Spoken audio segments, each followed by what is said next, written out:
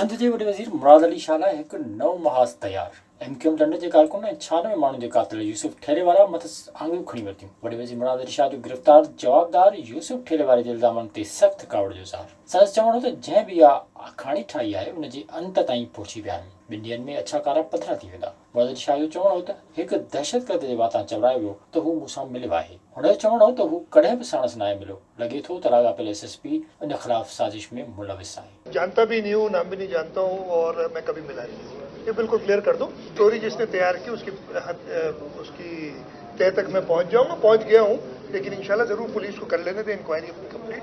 उन्होंने 2 दिन मुझसे और मांगे ताकि वो हर चीज पूरी बता दें, लेकिन तह तक मैं पहुंच गया हूँ। वॾे वज़ीर इहो चवण हो त 2017 में जवाबदार रेंजर्स जी हिरासत हेठि हो। उन ताईं कंहिंजी पहुच हुई इहो सभई ॼाणनि था। जंहिं कूड़ी नंबर प्लेट वारी गाॾी जो ज़िक्र कयो वियो आहे उहा गवर्नर जे इस्तेमाल हेठि हुई। मैंने जब पता किया तो 2017 में जिसकी वो बात कर रहे हैं उस वक्त वो पाकिस्तान रेंजर्स की कस्टडी में था, पुलिस की कस्टडी में नहीं था।